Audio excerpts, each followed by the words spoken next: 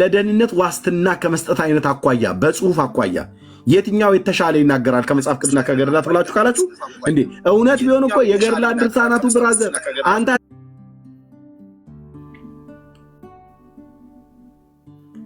50 ትውልድ እምርልሃለሁ አለው ይላል። 50 ትውልድ ስንት 50 ትውልድ ማለት ስንት ሺህ ዓመት እንደሆነ አስበው። 20 ትውልድ 2000 ዓመት ነው። አሁን ከጌታችን ከኢየሱስ ክርስቶስ መወለድ እኛ አሁን እስካለንበት ዘመን ድረስ 20 ትውልድ ነው ያለፈው። አሁን 21ኛው መቶ ክፍለ ዘመን የሚባለው ላይ ነን ያለው ነው። ኦኬ ይሄ ማለት 2000 ዓመት አልፎ አሁን 2026 ስለደረሰን ማለት ነው በነጮቹ 21ኛው መቶ ክፍለ ዘመን ውስጥ ገብተን 20 ትውልድ ማለት ነው። 50 ትውልድ ስንት ማለት ነው ታዲያ? 5000 ወድሞች ናቶቼ። አሁን እኔ ስላመንኩ ከኔ በኋላ 5000 ዓመት የሚኖረው ትውልዴ ይድናል ብሎ ሲልህ ይሄ በእውነት እውነት ቢሆን አያጓጓም እንዴ?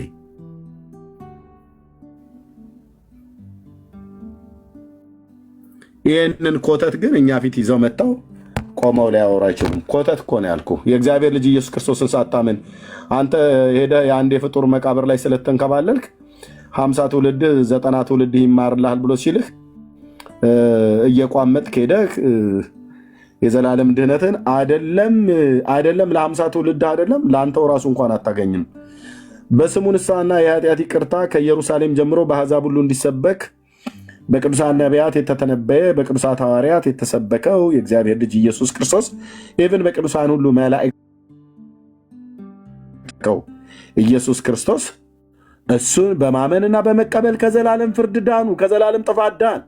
ኢየሱስን ስታምነው ነው ብራዘር፣ ኢየሱስን ስትቀበለው ነው የምድነው።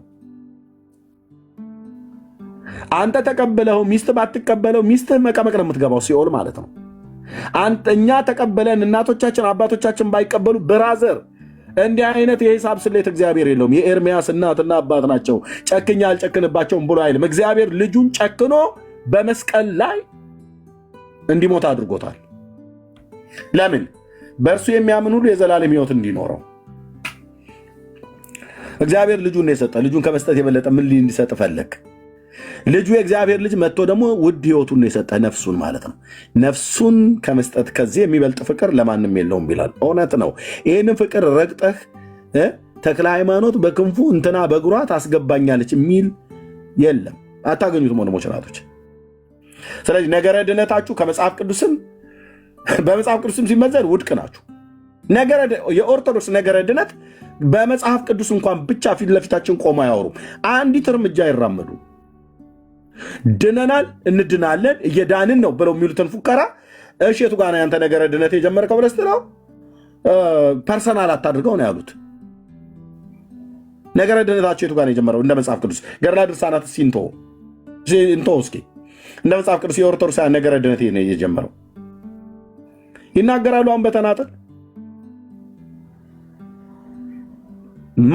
ምን ላይ ቆመሽ ማንን ታሚያለሽ እንደሚባል ማለት ምን ላይ ቆመው ያወራሉ። አምኜን የተጠመኩት ይላል። የ40 ቀን ሕፃን ልጅ የቱ ጋር ነው ያመነው?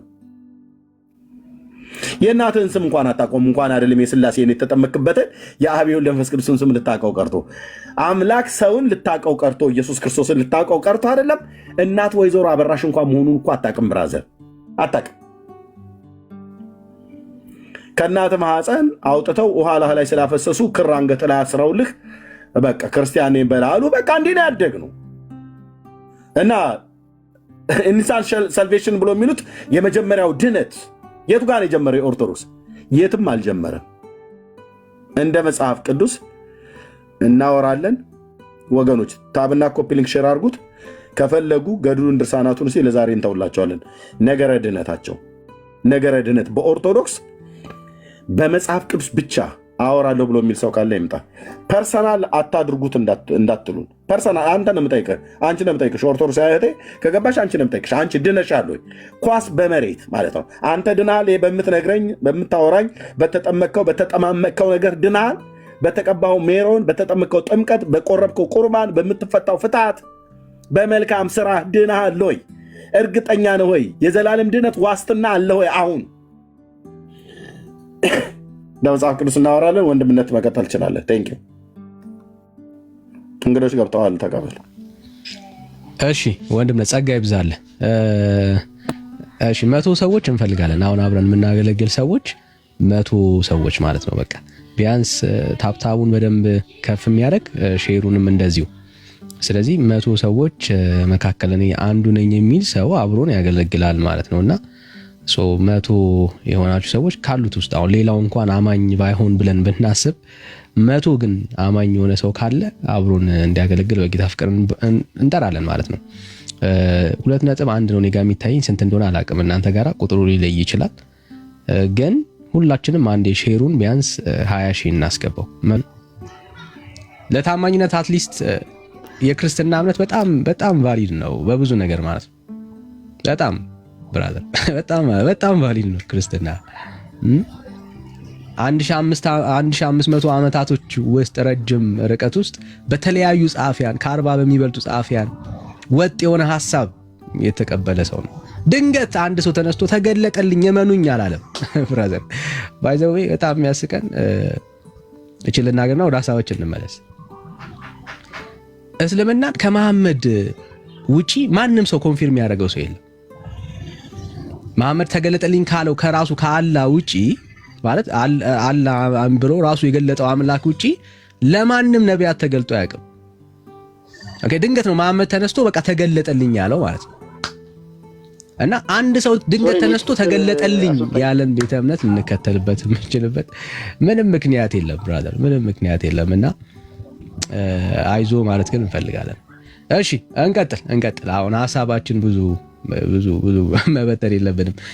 እሺ ሰላም ንጉስ። አንዴ ኔትወርክ ጥሩ ነው አሁን ያለበት ቦታ? አሁን አሪፍ ይመስለኛል።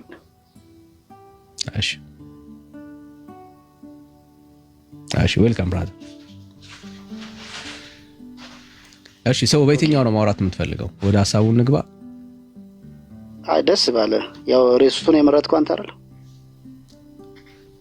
አሁንማ ርዕሱን የመረጥኩት ግን አንተ ሐሳብን የቱ ላይ ነው ማውራት የምትፈልገው ነው። ጊዜ አትፍጅ ብራዘር ስትጠየቅ እኮ መረጥ፣ ችግር የለውም። አንዱ ላይ እኔ ልምረጥ። እሺ እኔ ልምረጥ። በጣም ጥሩ።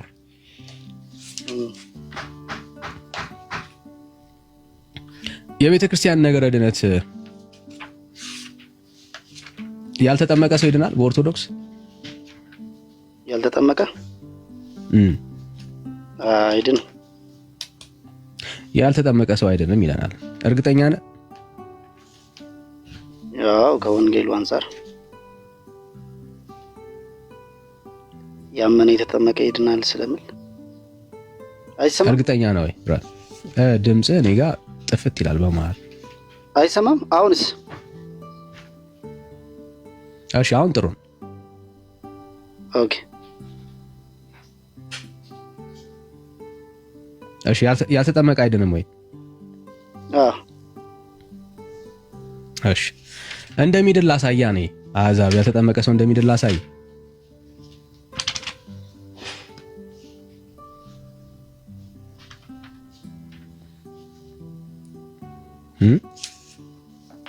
you are welcome። መቀጠል ትችላለህ። አሳይ። እሺ በስሙ ያልተጠመቁ አሕዛብ በእስትንፋሱ ምክንያት ልጅነት አግኝተው እንዲከብሩ በቃል ኪዳን ተማጽነው ሳይጠመቁ በሚሞቱበት ጊዜ ይህ ከኔ የተቀበልከው ቃል ኪዳን ከጎኔ ከሰውነቴ እንደፈሰሰ ደም ይሆንላችኋል ይላል።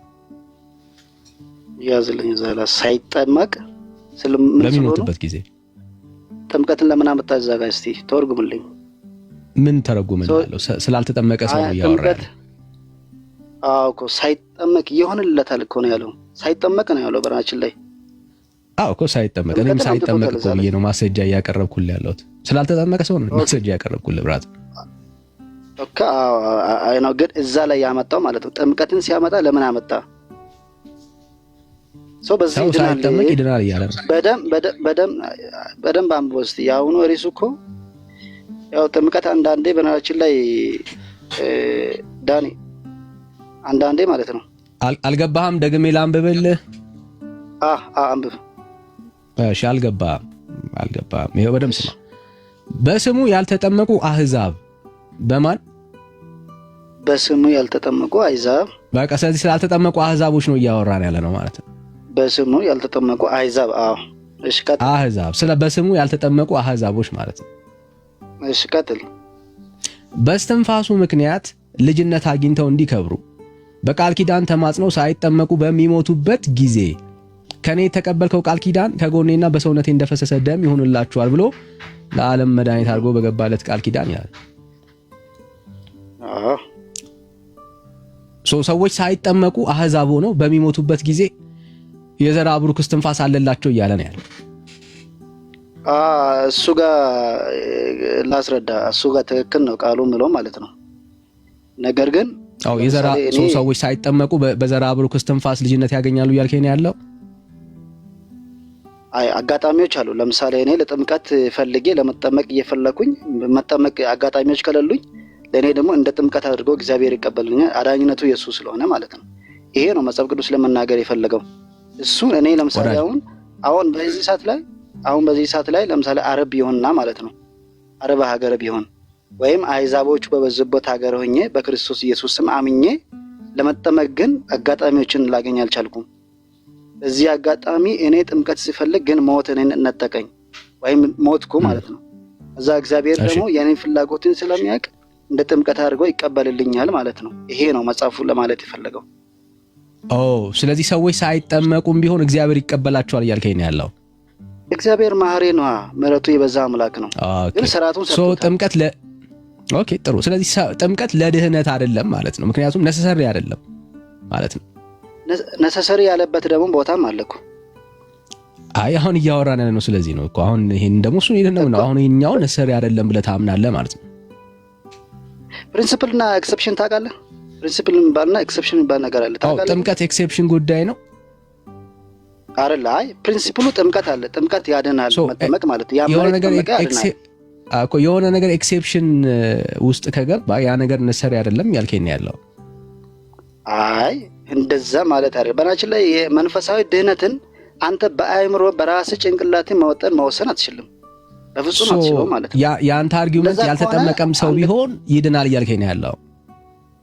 አጋጣሚዎችን ቅድም ብያለሁ እኮ የምድንበት አግባብ ማለት እኔ ለምሳሌ አሁን እኔ ጋር መጠመቅ አማራጭ እያለኝ መጠመቅ ስችል እየሰማኝ ነው። ግን ወዳጄ እየሰማሁ ነው ያለሁት። እኔ አሁን ለምሳሌ መጠመቅ አጋጣሚዎች እስካሉኝ ድረስ እኔ በራሴ ስንፍና መጠመቅ ካልቻልኩኝ ልድን አልችልም ማለት ነው። በአይዛብ ነው ያለው ያመጣው እዛ መጽሐፉ ማለት ነው። አይዛቦች መካከል ላይ ሆኜ ሳልጠመቅ ለመጠመቅ ግን እየፈለኩኝ ማለት ነው።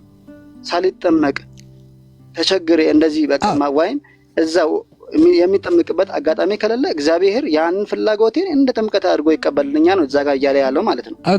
ስለዚህ ጥምቀት የሚባለው ጉዳይ ሰው ያልተጠመቀ ሰው ይድናል እያልከኝ ያለው ማለት ነው። ግዴታ አይደለም እያልከኝ ያለው። እኔ ያልኩትን እኮ ይድናል ያልኩ እኮ እኔ ኤክሰፕሽኑ እኮ ነው የማስቀምጠው። ይድናል ጥምቀት ኤክሰፕሽን ጉዳይ እንደሆነ እስቲ ማስረጃ አስጠኝ። ችግር የለም። ኤክሰፕሽን ጉዳይ ማለት ኤክሰፕሽን እንደሆነ አሁን ያልከው ጉዳይ በኤክሰፕሽን ሊታይ እንደሚችል ማስረጃ አስጠኝ ከእግዚአብሔር ቃል። ያሁኑ ቴክስት ደግሞ ልንገርህ። አሁን ዮሐንስ ማለት ይሄ ማርቆስ 16 ላይ ማለት ነው። ለምሳሌ ያመነ የተጠመቀ ይድናል ያለውን እዛ ጋማ ስለተጠመቀ ሰው ነው እያወራን ያለ ነው ብራዘር። አሁን እኔ ስላልተጠመቀ ሰው ነው ማስረጃ አስጠኝ አልኩ።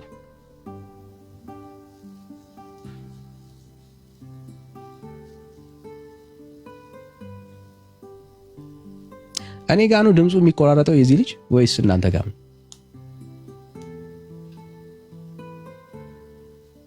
እኔም ጋር አሁን ዝም ብሏል።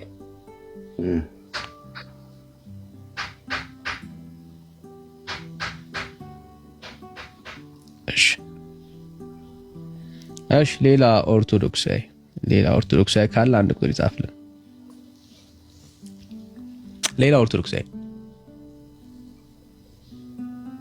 ሌላ ኦርቶዶክሳዊ ካለ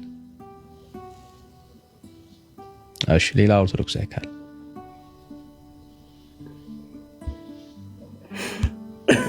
ምንድነው የሆነ የተነካ ዝንብ አለ እንዴ? የሆነ የተነካ እንትን አለ። አዎ ግሪታ እያየው ነው። በጣም የሆነ ዱላ። አዎ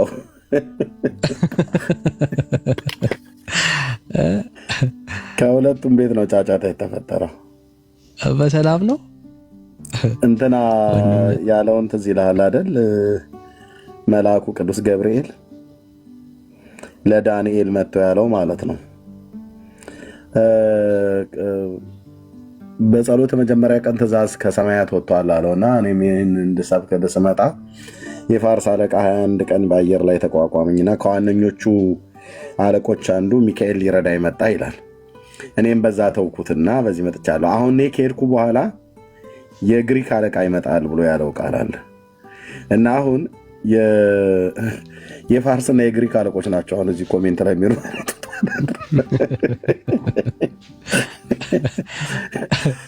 ፋርስና ግሪኮች ናቸው የሚሯሯጡት። በራሱ ጊዜ ጮሆ ይወጣል። ቀጥል መጥቷል ወንድማችን። እሺ ሰላም መልኬ፣ ኔትወርክ ጥሩ አይደለም።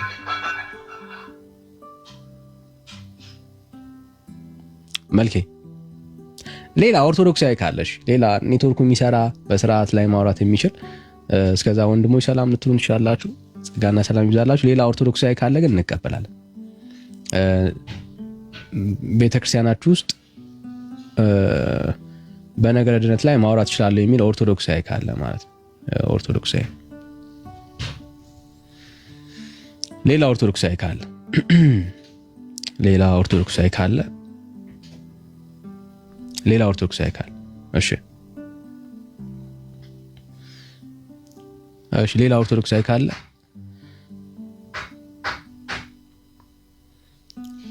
እሺ ዘዳግም ሰላም ዘዳግም ይሰማል? ይሰማል ድምጼ? አትሰማል? ከየት ቤተ እምነት? እኔ ሙስሊም ነኝ። ለምን ትፈራላችሁ? ቆይ ምንድን ነው የሚያስፈራን? ብራዘር ምን ያስፈራናል? ብራዘር ክርስቲያንን እኮ ረስቶን ምን ያስፈራል? ብራዘር አንድ ሰው ጽፎ በሰጠ መጽሐፍ እየተማመንክኛ እንዴት አድርገን ነው ሼም ይዘን? ብራዘር እንዴ ወዳጅ አትርሳ እንጂ አንድ ሰው እኮ ነው ተገለጠልኝ ያለው። ብራዘር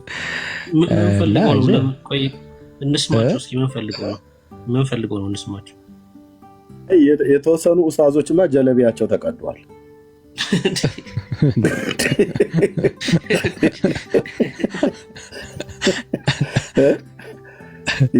ያመጣችሁ ስፉልን አይነት ነገር ይመስላልና ተረጋጉ። እኛ ቤት ከፍተን ስንጠራችሁ ማትመጡ ያኔ ሳምቡሳን ስትበላ ነበረ። ሞሊድ አረፋት እያልክ ማለት ነው። አንዳንድ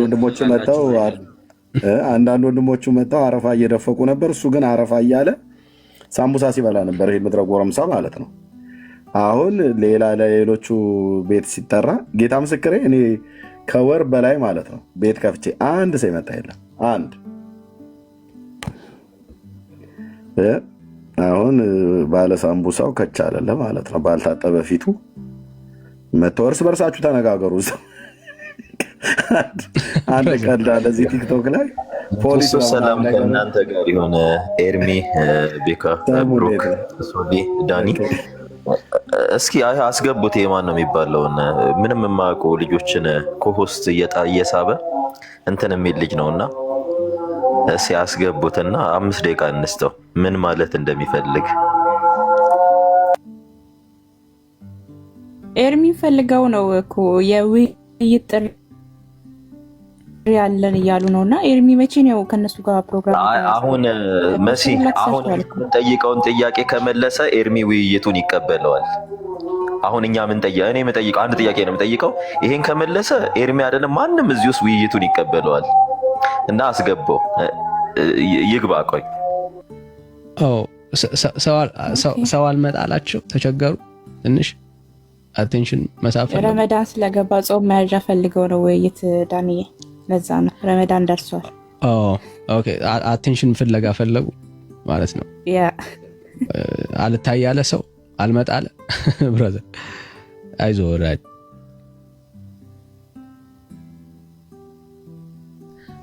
እስልምና መቼም ማለት ነው በክርስትና ፊት ቆሞ የማውራት አቅም የለውም። ልዩነቱ ምንም ማለት ነው። እኔ ለኔ የሚታየኝ በፍቅሪዝምና ምንም አሁን የፍቅሪዝም የጠየቅኩ መልስልኝና ከዛ መጽሐፍ ቅዱስ ላይ ነው እንቀጥላለን። እዛ አንተ አሁን ወደ ሌላ ርዕስ ለመግባት ከሆነ እኔ ወደ ሌላ ርዕስ ሳንወጣ እናውራ ወንድማችን። ወደ ሌላ ርዕስ አልገባሁም። የኦርቶዶክስ ነገረ ድነት ትምህርት ከመጽሐፍ ቅዱስ ብቻ የሚቀዳ ነው ወይ ነው ያልኩት። አዎ ከመጽሐፍ ቅዱስ ውጭ አይደለም። ሁሉ ነገሯ ከመጽሐፍ ቅዱስ ውጭ የሚሆነ ነገርም የለም። ስለዚህ በመጽሐፍ ነገረ ድነቷ ትምህርት በሙሉ ከመጽሐፍ ቅዱስ ነው የሚቀዳው ማለት ነው። ሁሉ አዎ ገድላት ራሱ ከመጽሐፍ ቅዱስ የተቀዱ ናቸው። ስለዚህ ገድላትን ብንጠቅስ ከመጽሐፍ ቅዱስ የተቀዱ እስከሆኑ ድረስ በገድላትና በድርሳናት ላይ ያሉ ነገረ ድነት ትምህርቶች ሁሉ ምንጫቸው መጽሐፍ ቅዱሳዊ ነውና ስለዚህ እነሱን ሁሉ አትጥቀሱ ብለህ አትልም ማለት ነው። ችግር የለውም ጥቀስ። ከዛ ላይም ግን በመጽሐፍ ቅዱስ ግን እናንተ እንዳልዳናችሁ አሳያለሁ ማለት ነው።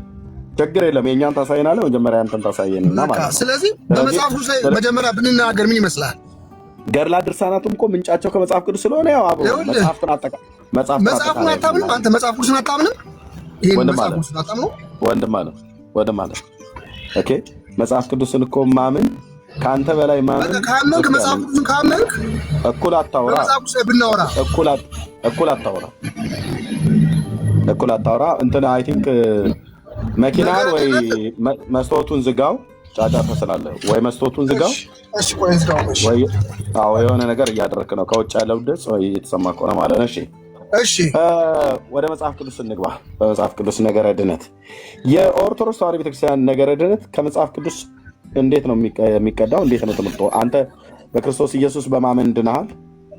አዎ በክርስቶስ ኢየሱስ በከፈለ ዋጋ በጸጋው ኢየሱስ ክርስቶስ በሰጠን የድነት ጸጋ አምኜ ድነናል። እኔ አምነን ድነናል ነው የምለው። ለምን? በክርስቶስ በከፈለ ዋጋ ለዓለም ሁሉ ከፍሏል። ያንን የከፈለው ዋጋ ስትቀበል ድነሃል ማለት ነው።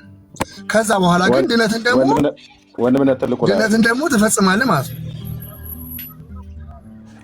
ቆይ ፍጻሜው ጋር ከመድረስ በፊት ድነሃል ወይ ነው የጠየቅኩህ? አዎ በትልቁ ላይ አድርገኛል።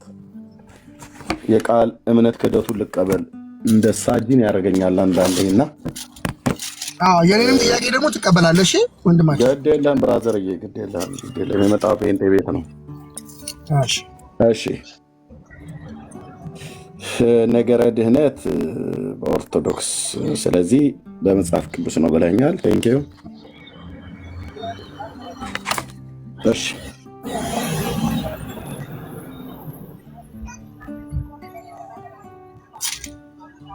ነገረ ድህነት በመጽሐፍ ቅዱስ ነው ያልከው። በመጽሐፍ ቅዱስ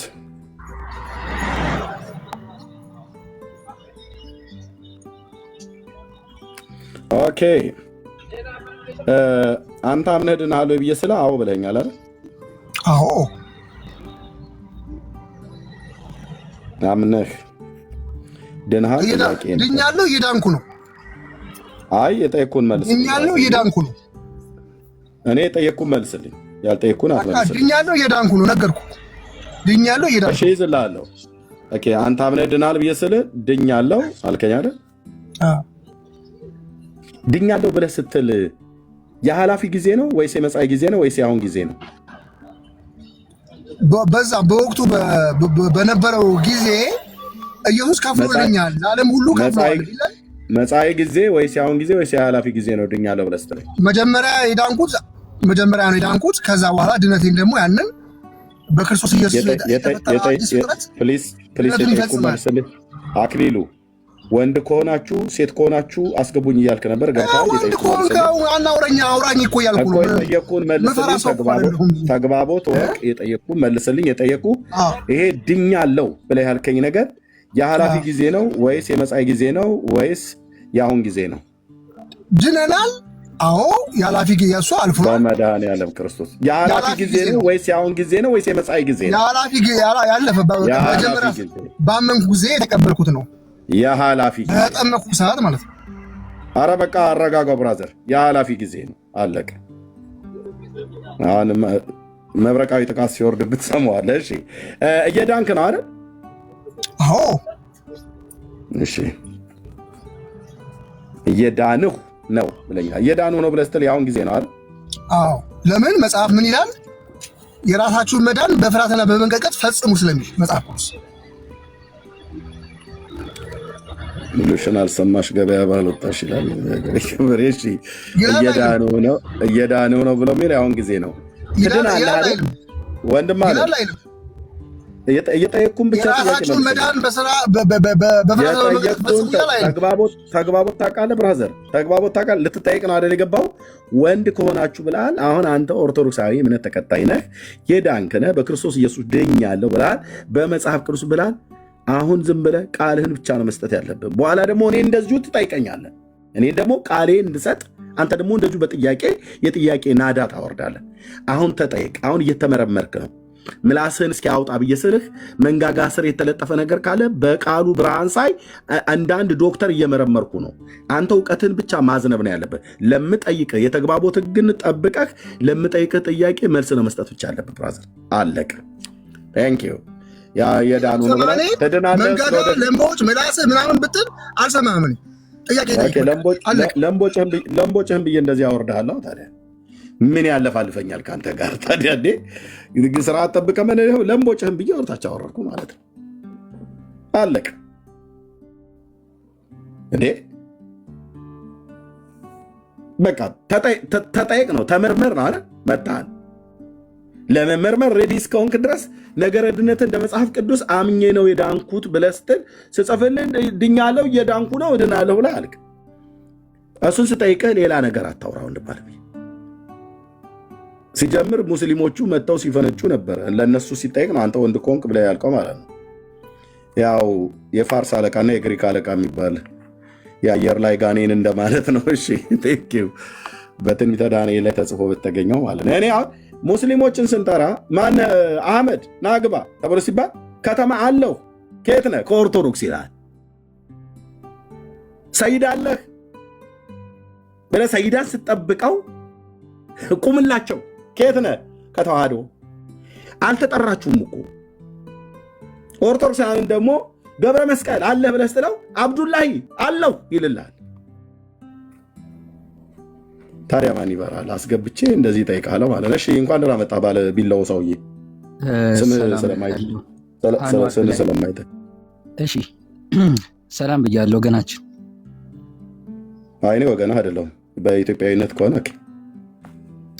እንደዛ ብለህ ማሰብ ትችላለህ። ከየት ቤተ እምነት ነው? ከየት ቤተ እምነት ነው? ሙስሊም ነኝ። ድምፅህን ከፍ አድርገው። ሙስሊም ነኝ። አይሳም በትልቁ አካውንት አንዴ ብታስገቡኝ ደስ ይለኛል። አይ ችግር የለም። በዚሁ መጣህ። ከየት ቤተ እምነት ነው? ሙስሊም ነኝ። በእስልምና ዙሪያ ሳወራ በማስረጃ ስለሆነ ንጽጽር የሚለውን አካውንቴን አንዴ ያስገባልኝ። አንዴ ማንን? ንጽጽር የሚለው አካውንት። ንጽጽር ቅድም ገብተህበታል ነበር እንዴ? ለምን ወጣህ ታዲያ? በሱ ንጽጽር ብሎ ሲጠራህ ነበር። ወንድምህ ቅድም ጠርታው ነበር ዳንዬ? አዎ ቅድም ጠርቼው ነበር። እና ስትጠራ ለምን አልሰማህም ነበር? አሁን በዛው አስገቡኝ ምናምን ብለህ ያልከው የተለየ ነገር የለውም። ይቀጥል። በዚህ አንዴ የተለየ ነገር የለውም። ማኑስክሪፕት ዙሪያ ላይ ማውራት የሚፈልግ ሰው ስላለ ማስረጃ መክፈት ስለሚጠበቅብኝ ይቅርታ ኤርሚና፣ በማኑስክሪፕት ደረጃ ዙሪያ እኔ አወራሃለሁ በደንብ መረጃ የሚኖርህ ከሆነ። ወጣ እኮ አለ እዚሁ ነው።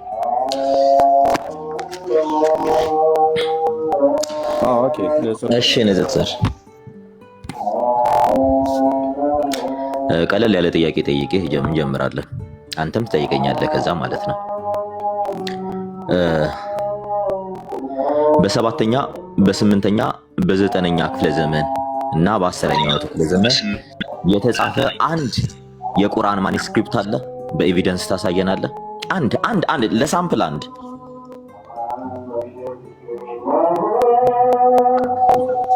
ከዛ በፊት አንድ ነገር አይ ከዛ በፊት ምናምን አይደለም። ይሄን ሳምፕል ትሰጠንና አይቶ በቃ አሳያር ላይ አልከን። ቆይ በቃ ግባ ቀጥታ ፖይንቱ ላይ አብሽር። ቆይ ፖለቲካ እንደዚህ ምናምን ነገር አይነፋም። ፖለቲክሱን ተወው። እኔ ፖለቲካ ስለማልወድ ነው ቀጥታ ግባ ያልኩክ። በልፍጠን እኮ ችግር የለውም። እኔ ማንስክሪፕት ላይ እሰጥሃለሁ። ነገር ግን ሰሙ አሁን እዚህ ጋር ስለ ማንስክሪፕት አውርታል።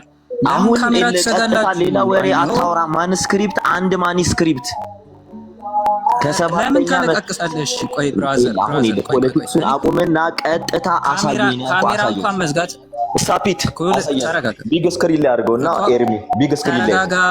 ከፍቼዋለሁ። አብሽር። እሺ እንግዲህ ከፍቶ ሊያሳየን ነው። በል እሺ በል ያረከኝ ነው። ለምን ትፈራለህ? ቆይ ሰሙ ለምን ደነግጣለህ? ቆይ ወዳጄ እኔ ሚውት አላረኩም። ተረጋጋ ብራዘር። መረጋጋት ይችላል አይደለ? ረጋ በልና ታዳምጣለህ። ሰሙ ስለምና ቅድም ስታወሩ ስለነበረ አንድ ሌላ ሰው ጣልቃ ስለምናው ሌላው እኔ ሙስሊም ኖ አይደለም። ሌላ ፖለቲክስ አቁምና ቀጥታ ታሳየናለህ። ቀጥታ ቆይ ለምን ደነግጣላችሁ? እኛ ሙስሊሞች እናንተ ስንገባ ቆይ አዳምጡ። አንዴ ይሰማል። ሚውታታ ኦዲተሮች ወይ ቤታችን ነው። ቤታችሁም ስነ ስርዓት ከሌላችሁ ቤታችን ነው። አረ ተረጋጋ ወዳጄ። ምን ሆነ ነው? አንዴ ተረጋጋ እና ተመለሰ ግባ። መረጋጋት እኮ ነው። ሚውት አታርጉት። እሺ አንዴ ካሜራ አትዝጉበት፣ ሚውት አታርጉት። ከዛ ተደማምጦ ያወራሉ። በቃ እንሰማለን። ቀላል እኮ ነው። አዳምጥ ስትባል መስማት እኮ ነው። ቤታችን ነው። አንደኛ እኔ ነኝ ያስወጣሁት። ለምንድን ነው መረጋጋት አልቻለም? ራሱ ደንግጦ ሰሙ እንደነገጥክ ይለዋል። አካሄዱ እንዴት እንደሆነ ለማውራትም ራሱ እንኳን በስርዓት እንኳን ሊያወራ እንኳን አልቻለም። በቃ ደግሞ እኛ ሙስሊሞች ስንታይ ብለህ ሂድና ኡስታዝን እስኪ ጥራው። ሂድና ኡስታዝን ጥራና ና ወንድምነት። የሚገርም ነገር ጌታ በሚያውቀው ሚውት ሲደረግ እኔ ጋ ሚውት ሲደረግ እኔ ጋ ይመጣል ሞዴሬተር ምናምን ይላል። አልተደረገም። ጌታ በሚያውቀው ማለት ነው። ማንም ሰው ሚውት አላደረገውም። ሚውት ሲደረግ ይመጣል እኔ ጋ ማለት ይጽፋል፣ ሞዴሬተር ሚውት አደረገው ብሎ ማለት ነው። እኔ እስካየሁት ድረስ ምንም ሚውት የተደረገ ሰው የለም። ዳኒ ለምን ፖለቲክስ ሊሰራ እንደፈለገ ልንገርህ። በምድር ታሪክ፣ በዓለም ታሪክ ደሞስት ውሸታም ቡክ ተብሎ የሚጠራው ቁርአን ነው። ሁለተኛ ምንም አይነት ቆይ እሱ ለማንኛውም ይግባ። ሲገቡ ነው። እሺ እና ተመልሰህና በስርዓት ማለት ነው፣ እንጽጽር ማለት ነው። ኦኬ ብርኪ የምን ነበር ልትል የፈለግከው? ተግባቦት ህግ ታውቃለህ አይደል? ንጽጽር ተግባቦት ህግ ታውቃለህ አይደል? ንጽጽር እየሰማኸኝ ነው? ንጽጽር አይሰማም። አየህ፣ እየሰማችሁ ነው። 700 ሰው ስንጠራቸው አይሰሙም። ወጣ ራሱ። አሁን ማስወጡኝ ብለህ ማንም ሰው አላስወጣውም። እኔ ነኝ ያስወጣሁት፣ እየሰማ ስላልሆነ ማለት ነው። አሁን እኔ ነኝ ያስወጣሁት፣ እንዲያውቀው ነው። አሁን የወጣው እኔ ነኝ ያስወጣሁት፣ እየተጠራ እየሰማ አይደለም። እና ብራዘር ልትሰሩ የፈለጋችሁትን ድራማ ብራዘር፣ ምንም ህዝቡን በእንደዚህ አይነት በከንቱ ነገር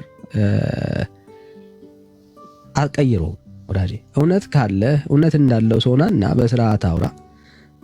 በፉከራ አይደለም ወዳጄ፣ መፎከር አያስፈልግም። ማንም ለአንተ የሚደነግጥም ሰው የለም። አለኝ የምትል ከሆነ ማስረጃ በስርዓት መተህ አውራ ወዳጄ። እሺ ውስጣችሁ ተረብሿል። እኔ የሚታየኝ ነገር ይሄ ነው። የተረበሸ ህዝብ ነው እያየሁኝ ያለሁት። እኔ የሚታየኝ ነገር ይሄ ነው። የተረበሸ ህዝብ። እሺ አንዴ ገብቻለሁ ራሴው እንዴና እሺ ከገባ አንዴ ተረጋጋሽ ብራዘር። ማንም እዛኛው አካውንት አንዴ ፖለቲካ ማንም ያስወረደ የለም። ሰማ ብራዘር እያደረገ ኮሜንት ተመውቻለሁ። ካሜራ ኦፍ ማድረግ ተጀመረ። እኛ ነን ያረግን። አንድ ደቂቃ ስቶ ላውራ ታወራላችሁ። ማን የደበደበ ሰው አለ? ከውጭ ሰፈር ላይ አልተረጋጋም። በነገረ ክርስቶስ የሚዋይ ክርስቲያን ካለ እዛው አምጡት፣ አስቀምጡት። አድምጠን የደበደበ ሰው አለ ያልተረጋጋው። ቆይ ሚውት አድርገው። ሳሙዬ ቆይ አንዴ። የደበደበ ሰው አለ ኢየሱ ካልሆነ ተረጋጋ ነው የተባለው። ተረጋጋ ነው። እኛ ሙስሊሞች ጋር እንደዚህ ተረጋጋ ነው ያለው። መቼም አይሆንም። ተረጋጋ ነው ያለው። እኔ ሚውት ያደረኩህ ከኔ ጋር የምታወራው አድምጠኝ። ተረጋጋ። በመጀመሪያ ተግባቦት ህግ ወቅ። ተረጋጋ። የነከሰ ውሻ ከሌለ የደበደበ ሰው ከሌለ ወይኔ ጉዴ አስገድዶ ያሉ ነው እንግዲህ ምን እናርቅ ሙስሊም። እሺ ስለዚህ ታች ረድ ማለት ነው። በቃ ሄድና ሳምቡሳን ብላ መቀመጫህን ታጠብ፣ አለቀ። መረጋጋት ያለው ሰው ካለ ይምጣና ያወራ። ይሄ ዝም ብሎ ተግለበለበብን። ሌላ ሰው አለ፣ ሌላ ሙስሊም አለ በስርዓት አወራለሁ ብሎ የሚል ሰው ካለ ራችን ላይ ኤርሚ ለምን ነገረ ክርስቶስ ብሎ ገብቶ እንዳለ ታውቃለህ? በምድር ላይ ምንም አይነት ኤቪደንስ የሌላቸው ህዝቦች ናቸው። ኦትማን የተባሉ እንትኖች ግሩፖች አሉ፣ በኦትማን የሚመሩ እነሱ የጦርነት የፕሪንሲፕል መጽሐፍ ነው የሰጧቸው። ኢቭን በመጀመሪያው መቶ ክፍለ ዘመን ራሱ በጣም በብዙ ሺዎች የሚቆጠሩ ቁርአኖች የተለያዩ ቁርአኖች ነበሯቸው ሁላ። አንድ ለኤቪደንስ አንድ ለሳምፕል እንኳን አንድ የላቸውም። ለዛ ነው ገብቶ አሁን ቀጥታ ቅድም መረጃ እንደሌለው ስለሚያውቅ ቀጥታ መረጃ አሳየ ስለው ሌላ ነገር ማውራት የጀመረው ለዛ ነው። አይደለም አንተ የሱፍ ትልቅ የምትል ይሄ ማን ነው ዛኪር የሚባለው እንኳን እስልምና ላይ ኤቪደንስ መስጠት አልቻለም። እንደ ያዙ ይልቀቁኝ የሚለው። ስለዚህ እባክህ በቃ ለውይይት ስትመጣ መጀመሪያ ያስከው መጽሐፍ ስህተት መሆኑን አምነህና ስለ ያስከው መጽሐፍ እንኳን ሰው መረጃ ያለው ኤቪደንስ ያለውን መጽሐፍ ልትተች ስትመጣ በጣም ያሳፍራል። ነገረ ክርስቶስ ምን ማለት እንደሆነ አስገብተን ብንጠይቅ ራሱ አታውቅም ሲሉ ሰማክ። በቃ እቺ ቲክታክ ላይ በቃ መተያዙ ይልቀቁኝ። ዋናው ይሄ እንትን የሚለው አለ አይደል? አስገባውና እኔ ሞግተዋለሁ። እሱ በቁርአን በኩል ኤቪደንስ ያምጣ። አንድ መረጃ ካመጣ ይሄው እዚህ ጋር ያለ በጠቅላላ ይሰልምላችኋል። ምንም ስለሌላችሁ ነው ይሄን ፕሮሚስ ምገባላችሁ። ምንም አርጋ ለቁርአን መረጃ አታመጣም ስለ ትክክለኛነቱ አንድም። እና ተረጋጉ ሙስሊሞች።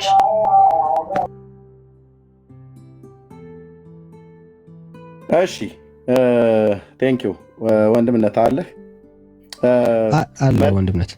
እሺ መርጌታ መዓዛ መተዋል አውራቸው።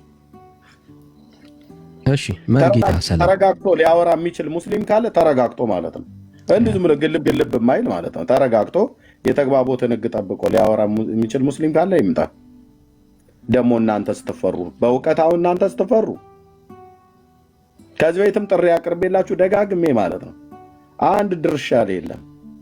እኔ አንድ ጥያቄ የምጠይቃችሁ እናንተ አላህ ብላችሁ የምትሉት አምላክ ነው ብላችሁ የምትሉት ከመሐመድ በፊት እሱን ያመለከ በተለይ ከብሉይ ኪዳን ቅዱሳት ነቢያት ከያህዌ ከቅዱሳት ነቢያት አንድ የሚያመጣ ካለ ይመጣና ያወራል። አንድ የሚያመጣ ካለ ይመጣና አብዶ የሚታርገው እና አንድ ሰው ካለ መጥቶ ማውራት ይችላል። ይሄን ጥያቄ አቅርቤያለሁ እና አይ ቲንክ በዚህ የተተረማመሱት ወንድምነት ይሄን ጥሪ አቅርቤላቸው ነው ያልመጡት። ብሉይ ኪዳን ላይ አወራለሁ። አላህ በብሉይ ኪዳን ነቢያት ይታወቅ ነበር፣ በእስራኤል ነቢያት ይታወቅ ነበር ብላችሁ የምትሉት ካላችሁ ኑ ነው ያልኩት። አንድ የመጣ የለም፣ አንድ ዝር ያለ የለም። እንደዚህ ዝም ብሎ ሙሴን ሙሳ፣ አብርሃምን ኢብራሂም፣ ዳዊትን ዳውድ፣ ሰለሞንን ሱለይማን ምናምን ነገር ብለ ዮናስን የኑስ ብለ ስለጠራህ እነዛ አባቶቼ ነቢያት ያንተ አምላክ ያረጋገጡልህ ነቢያት አይደሉም፣ በስምም አያውቁትም። እነዚህ የጠራኋቸው አባቶች ነቢያት በስም አያውቁትም። ራሱ የእስልምናን አምላክ በስም አያውቁትም እኮ አልኩ። እንኳን ሊያመልኩት የእስራኤል ሕዝብ እንኳን ሊያመልከው ቀርቷል፣ በስም አያውቁትም። እና የምትገቡ ከሆነ ተናዳህ አትግባ። ከገባችሁ እናወራችኋለን። ሌሎችም ወንድሞች ያወሯችኋል። ግን ተግባቦት ወቁና ኑ ለማለት ነው። ቴንኪዩ መርጌታው ወረደ ማለት ነው። ወንድምነት እንትን አለ እኮ ተምታታ እኮ እንትና መሐመድን ሳስገባው አክሊለ ወንድ ነህ ይለኛል ከታች። አክሊል ሳስገባው ሲራጅ እኔ ለምን አታስገባኝም ይላል። እንትን አሉ። ተመካክራችሁ እስኪ ኑ በአንድነት ሁለታችሁ። እባክህ እኔን አስገባኝ ብለው ነው እኮ መሪጌታን ያስገባናቸው። እባክህ ብሎ እየለመኑ ነበር። ወጣ መሪጌታው ሼኹ ተጠራርቶ ወንድምነት ያው ቤቱን አንተ ምራ። ከባድ ነው። በስርዓት ማውራት የሚችል ሙስሊም ካለ በስርዓት ማለት ነው።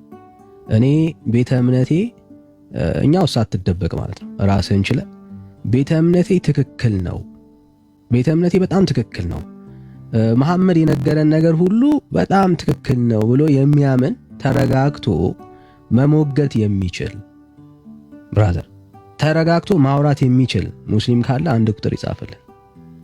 ስትገቡ አይኔ አላቅም ሌላ ሰው ይምጣ የሚል ሰው እንዳይገባ መምጣት አይጠበቅብን። ኦኬ ሼር አድርጓቸው። እኔ ሙስሊም ነኝ፣ በቃ እስልምና ትክክል ነው መሞገት እችላለሁ ብሎ የሚያወራ ስለራሱ ቤተ እምነት ነው። ደግመዋለሁ፣ ስለራሱ ቤተ እምነት ማውራት የሚችል ሰው ካለ አንድ ሰው ይጻፍልን። ክርስትና ትክክል ባይሆን እንኳን እስልምና ግን ትክክል ሊሆን አይችልም። አይ የእናንተ ንጽር እሱ ላይ ነው ፎከስ እያረክ ያለው በፍጹም ማለት ነው። ግን ትክክል ነው ክርስትና ወዳጄ። አይ እስልምና ትክክል ነው የምትል ከሆነ ትክክል መሆኑን ልታሳየን የምትችል ዕውቀት ያለው እስላም ካለ አይው እድል እንሰጣለን። ተረጋግቶ ማውራት የሚችል ሰው ካለ አንድ ቁጥር ይጻፍልን ብራዘርስ፣ አንድ ቁጥር ማለት ነው እናስገባዋለን። መድፈኛው ነው የሚጽፍልህ። ይኸውልህ መድፈኛው ለማውራት እየጠበቅኩ ነበር እኮ አስወጣኝ። ኦኬ መርጌታ ዳኒ እየተቀበለው መርጌታ። እሺ መሪ ሰላም ናችሁ? እንዴት? እግዚአብሔር ይመስገን። ከየት ቤተ እምነት ይሆን እርሱ? ኦርቶዶክስ። ከየት ቤተ እምነት ይሆን? እሺ እንኳን ደህና መጣ ብራዘር። እሺ እንኳን ደህና መጣ። እንኳን ደህና ቆያት። እሺ ብሩኬ ተቀበለው እስቲ ወራጃችንን። እሺ መምህር እንኳን ደህና መጡ። አመሰግናለሁ።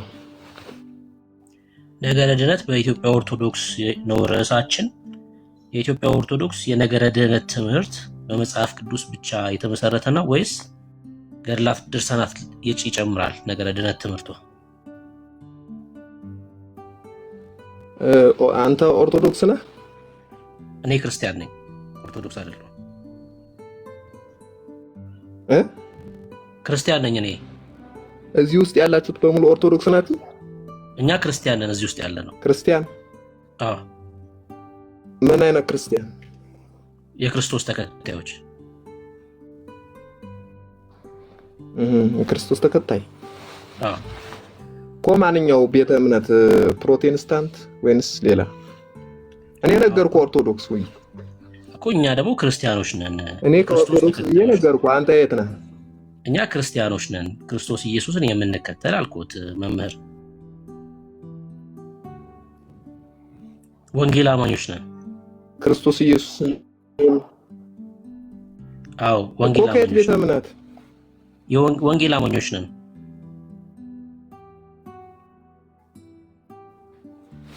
እኮ። ስለዚህ ስለ ነገረ ድነት በኦርቶዶክስ ይላል ርዕሱ። አዎ የኢትዮጵያ ለምን ነገረ ድነት በፕሮቴስታንት ብለህ ርዕስ አላወጣህም? ምን ይመለከታል ስለ ኦርቶዶክስ? እርስዎ ኖታ ቤቱን ከፍተው በፕሮቴስታንት ብሎ ደግሞ ይጠሩንና ደግሞ እኛ ደግሞ እናወራለን። አሁን የእናንተ ነገረ ድነት ትምህርታችሁ መጽሐፍ ቅዱሳዊ ነው ወይ የሚለውን እየጠየቅን ነው መምህር።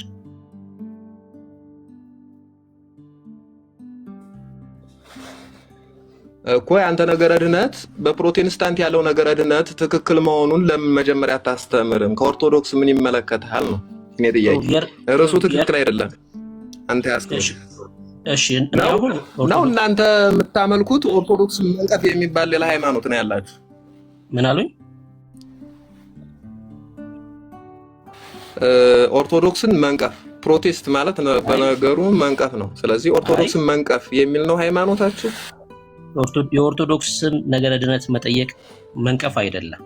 አሁን እርስዎ ገብተው የነገረ ድነት ትምህርታችሁን ሲነግሩኝ በዛ ውስጥ እንደ መጽሐፍ ቅዱስ ታምናላችሁ አታምኑ የሚለውን እንወያያለን እንጂ መንቀፍ አይደለም። ካልሆነ ደግሞ ይማሩበታል። በዛ ውስጥ ከሆነ ደግሞ እንደ መጽሐፍ ቅዱስ ከሆነ ደግሞ እንቀበላለን ማለት ነው።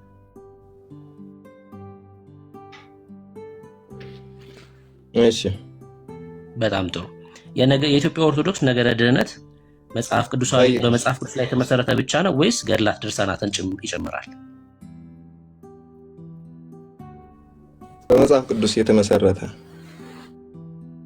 ገድላት ድርሳናት ነገረ ድነትን አያወሩም ወይ ደግሞ ነገረ ድነት በገድላት በድርሳናት አይመሰረትም ማለት ነው።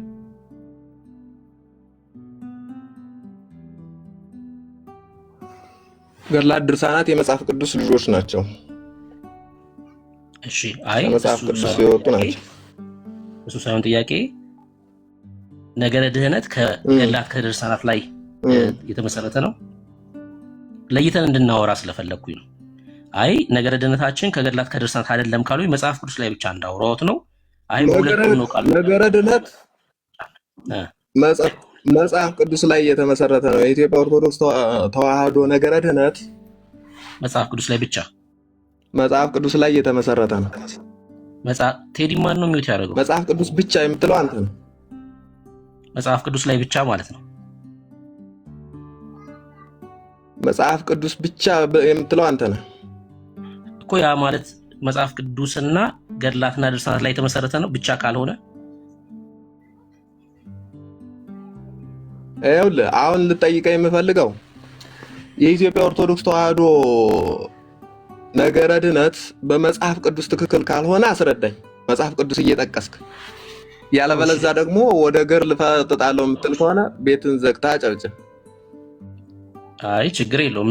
እንደማትወዱት እሱን እንዲነሳ እንደማፈልጉ አውቃለሁ። መጽሐፍ ቅዱስ ላይ እናውራ፣ ችግር የለውም። የኢትዮጵያ ኦርቶዶክስ ነገረ ድህነቷን እስኪ በአጭሩ ይንገሩኝ እርሱና ከዛ እዛ ላይ ጥያቄ ላንሳ።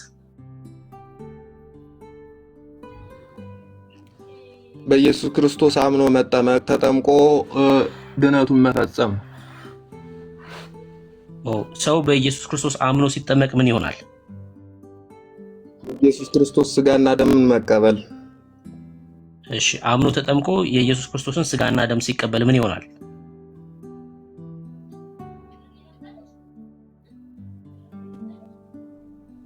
ይድናል። ይድናል። ኦኬ እርሶ ኢየሱስ ክርስቶስን አምነው ተጠምቀው ስጋው ደሙን ወስደው ድነዋል? ድነቴን እፈጽማለሁ። አይ ይድናል ባሉኝ መሰረት ድነዋል ወይ እርሶ?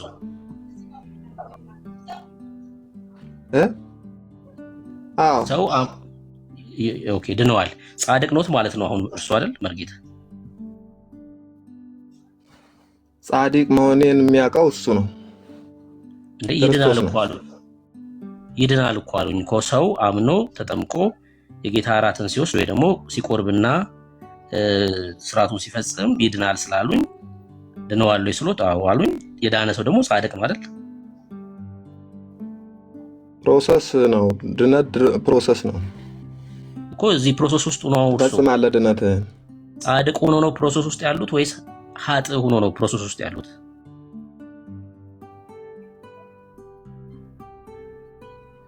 ምን ማለት ነው? አሁን ለምሳሌ ፕሮሰስ ውስጥ ነው ያለሁት አሉ። በሂደት ነው ያለሁት አሉኝ። እርሶ በሂደት ውስጥ ያሉት ጸድቀው ነው ወይስ ሀጥ ሆኖ ነው ሂደት ውስጥ ያሉት? ጻድቄ ነው። ነገር ግን ኋላ ክርስቶስ በሚመጣ ሰዓት ፍርዱን የሚፈርደው ጌታ ኢየሱስ ክርስቶስ ነው። ያችን ሰዓት ማንም አያውቃትም። በማቴዎስ 24 እንደተነገረ። ያ ማለት አሁን እርሶ ጻድቅ ኖት ማለት ነው። ቆይ አንተ ድነሃል? አይ እርሱን ይጨርሱና ከዛ ይጠይቁኛል፣ እኔ እነግሮታለሁ። ቆይ አንተም ንገረኛ። እኔ ጨረስኩ። የኔን እኮ ሰማህ። አይ ጥያቄ አልተመለሰልኝማ። ሲመለስልኝ ይጠይቁኝ ይላል። መለስኩልህ። አንተ እንደምትፈልገው አይደለም። ኢየሱስ ክርስቶስን መች ነው አምነው የተጠመቁት እርሱ?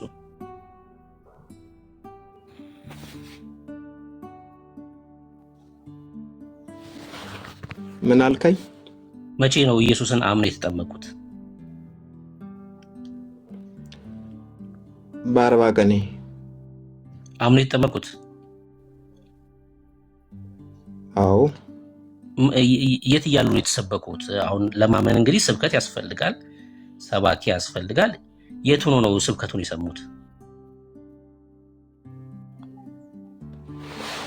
ወላጆች እኮ አምነዋል። አይ አምኜ ስላሉኝ ነው። አምነውልኝ ማለት ወት ነው። አምነውልኝ ተጠመቅኩኝ ነው ያሉኝ። እንደዛ ነው ያሉኝ አይደለም ብራዘር። እሺ አምኜ ስላሉኝ ነው። እኔ በ40 ቀን ሰው እንዴት ሊያምን ይችላል? የት ነው የተሰበኩት ስብከት ያልኩት ለዛ ነው። ቆይ አንተ ያልተጠመቀ ይድናል ብለህ ታስባለህ? ይጠይቁኛል፣ እኔን ችግር የለውም። ጌርሶን ይመልሱልኝና እኔን ይጠይቁኛል፣ ፈቃደኛ ነኝ። አይደለም አንዳንዴም አንተም እየመለስክ ነው። እሺ ይሄ ልጠይቁት። እሺ የክርስቲያን ልጅ ክርስቲያን ይሆናል ብሎ ያምናሉ?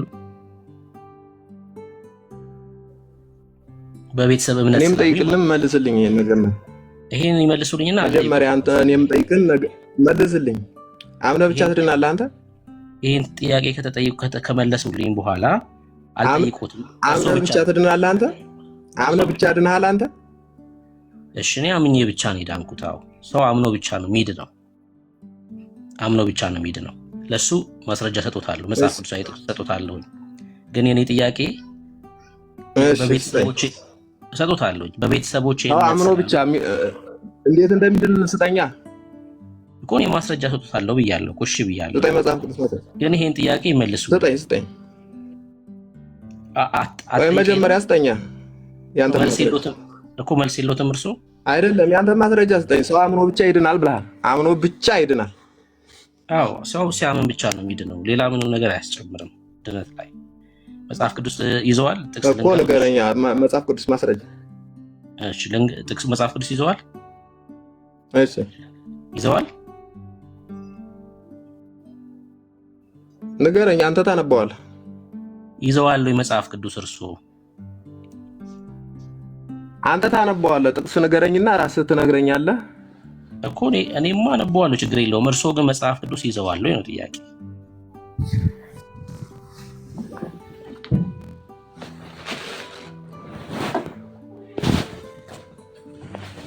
እኮ ንገረኝና አንተ ጥቅሱን አንብበው እረዳሃለሁ። አይ እኔ እኮ አላነብም አላልኩም። ይዘዋል አልያዙም ነው ጥያቄ። በቅርብ የለም መጽሐፍ ቅዱስ። በርግጥ አብዲውን ያውቁታል? ማን ነው አብዲው? ትንታን አብዲው ያውቁታል? አዎ። እሺ የት ነበር የሰበከው?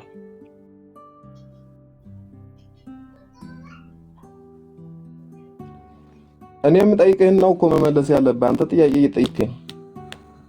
አይ የት ነበር የሰበከው? ያውቃሉ የት እንደሰበከ?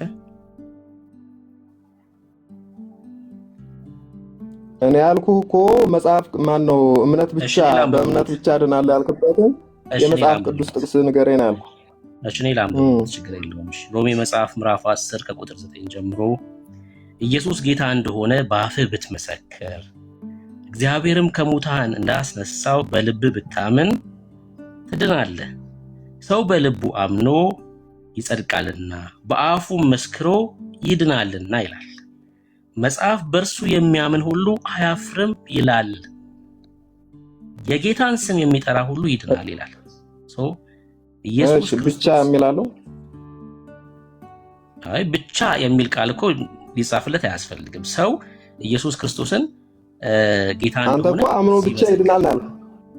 እሺ አምኖ ብቻ ደግሞ ይዳነ ላሳዩት? እንደዛ ነው የሚፈልጉት? አምኖ ብቻ ሳይጠመቅ ይዳነ ላሳዩት?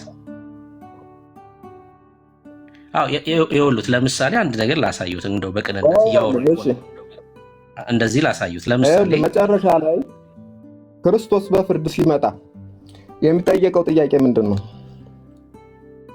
እኔ ምንም አልጠየቅም። እኔ ምንም አልጠየቅም። ኃጥአን የሚጠየቁት ጥያቄ ምንድን ነው? ጻድቃን የሚጠየቁት ጥያቄ ምንድን ነው? ማቴዎስ 24 ላይ እኔ ምንም አልጠየቅም። እኔ ጻድቅ ነኝ። ጻድቅ ስለሆንኩኝ ጌታ ሊወስደኝ ነው የሚመጣው። እኔ ሊጠይቀኝ አይደለም፣ ሊወስደኝ ነው የሚመጣው። እኔ በፍርድ ወንበር ፊት አልቆምም። ጌታ ክርስቶስ ኢየሱስ ሊወስደኝ ነው የሚመጣው። ሙሽሪትን ሊወስድ ነው የሚመጣው ጌታ። ሙሽራው የሚመጣው ሊወስደን ነው። ይመጣልናል ኢየሱስ። አሁን በኢትዮጵያ ኦርቶዶክስ እንግዲህ የኪነ ጥበብ መዝሙር ካወቁት እንደዚህ እያልክ ራስህንም አታታልል፣ ሌሎችንም ባታታልል ጥሩ ነው። ጥቅስ ይበሉኝ፣ ችግር የለውም። ክርስቶስ ለፍርድ በሚመጣበት ሰዓት የሚጠይቃቸው ጥያቄ ብራብ አላበላችሁኝም፣ ብጠማ አላጠጣችሁኝም፣ ብታሰር አላስፈታችሁኝም፣ እንግዳ ብሆን አልተቀበላችሁኝም እንደዚህ አይልም? አሁን እኔን አይመለከትም ነው ያልኩት። እኔ አይልም አላልኩም። እኔን ግን አይጠይቀኝም። እኔ ጻድቅ ነኝ በክርስቶስ ኢየሱስ ደም። ለምን እነዚህ ጥያቄዎች ይጠይቃሉ? እሺ አንተ ጻድቅ ነህ አትጠየቅም? ኃጥአን ግን ለምን እነዚህ ጥያቄዎች ይጠይቃሉ? አይ እኔ እንግዲህ እርስዎ ነው መመለስ ያለብዎት እኮ ጻድቅ ሆኖ መመስከር ያልቻሉት እርስዎ ስለሆኑ ይሄ ጥያቄ ለእርስዎ የሚገባ ነው። እኔን አይመለከትም። ምክንያቱም እኔ በክርስቶስ ደም በእግዚአብሔር ፊት ነውር አልባ ነኝ ብዬዎታለሁ። እኔ ጻድቅ ነኝ። ብራብ አላበላችሁኝም የሚለው ጥያቄ ለምን ይጠየቃል? እኮ እርስዎ ነው እሱ መመለስ ያለብዎት። እኛ ይኸውልዎት በክርስቶስ ኢየሱስ የሚያምን ወደ ፍርድ አይመጣም ይላል ቃሉ። ዮሐንስ ወንጌል መጽሐፍ ምዕራፍ 5 ቁጥር 24 ላይ በክርስቶስ ኢየሱስ የሚያምን ሁሉ ወደ ፍርድ አይመጣም እንጂ ወደ ፍርድ አይሄድም። እሺ መጽሐፍ ቅዱስን ትቀበላለህ እንዴ? ከእግዚአብሔር ቃል እየጠቀስኩሎት መምህር። እሺ ያዕቆብ ከሥራ የተለየ እምነት የሞተ ነው ይላል። አዎ ልክ ነው። አንተ ደግሞ ማመን ብቻ ትላለህ። ምን ለማድረግ? ይህን የመጽሐፍ ቅዱስ ጥቅስ አውጥተን እንዳለው ወይንስ ይሄ የመጽሐፍ ቅዱስ ክፍል አይደለም? አይ መማር ነው እንጂ የሚያስፈልገው ለምን ይጣላል? ምን እያለ ነው ያዕቆብ የሚለውን ነው እንጂ የምንረዳው አንጥለው። እሺ ምን እያለ ነው? አዎ እንደዛ ነው። ያዕቆብ ሰው በስራ ይድናል አይደለም እያለን ያለው። ምንድነው ያለው? ሰው ስራ ከሌለው የሞተ እምነት ነው ያለው እያለን ያለው። አሁን እንግዲህ ያው በደንብ ከሰሙኝ ይሞታልና የሞተ ነው የሚለው ቃል በጣም የተለያየ ትርጉም አለው። ለምሳሌ ይሞታል ከሆነ ህይወት ነበረው ማለት ነው። ባለመስራቱ ምክንያት የያዘው እምነት እየሞተበት ነው የሚል ትርጉም ይሰጠናል።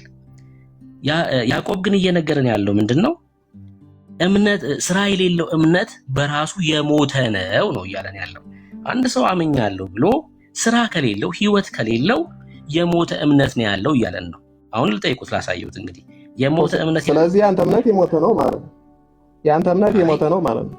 አይ ያዕቆብ የሚለው አንተ ማመንህ እምነት የሞተ ነው። አይ ቆይ ያዕቆብ ያለውን እንጨርስና የሞተ እምነት ነው የምታምነው እኮ ያዕቆብ ያለውን እንጨርስና ከዛ ስለኔ ይጠይቁኛል። ያዕቆብ ነገርከኝ እኮ ያዕቆብ ያለው ከስራ የተለየ እምነት የሞተ ነው ስላለ እኔ ደግሞ ስራ አያስፈልገኝም እምነት ብቻ ነው የሚያስፈልገኝ አልክ አንተ። ስለዚህ አንተ የምታምነው እምነት የሞተ ነው አይደለም ማለት ነው። አልገባዎትም? አዩት አልገባዎትም? መምህር አንዴ ቢሰሙኝ ምን እያለ እንደሆነ ያዕቆብ ይረዱ ነበር። ስራ የሌለው እምነት በራሱ የሞተ ነው ሲል የሞተ እምነት ያድናል ወይስ አያድንም? መርጌታ እንዴት ያድናል? አያድንም አይደል? የሞተ እምነት ትክክል። ያዕቆብን እያለን ያለው ምንድነው? አንድ ሰው አምኛለሁ ብሎ ስራ ከሌለው የሞተ እምነት ነው ያለው። የሞተ እምነት ያለው ሰው ደግሞ አልዳነም ማለት ነው። ስላልዳነ ሰው እኮ ነው ያዕቆብ እየነገረን ያለው። ስራ ያድናል ሳይሆን እያለን ያለው አንድ ሰው ህይወቱ በጨለማ የሚመላለስ ከሆነ ፍሬ ከሌለው እምነት ከስራ የተለየ አይደለም እኮ ነው። ኦፍ ኮርስ አዎ የዳነ ሰው ህይወት አለው እያለን ነው። ለመዳን ይሰራል ሳይሆን እያለን ያለው ያዕቆብ የዳነ ሰው ግን ወዴሽ አሁን ወንድም አለ ከስራ የተለየ እምነት የሞተ ነው። አዎ ትክክል። እምነት ያለ ስራ ባዶ ነው። እውነት ነው።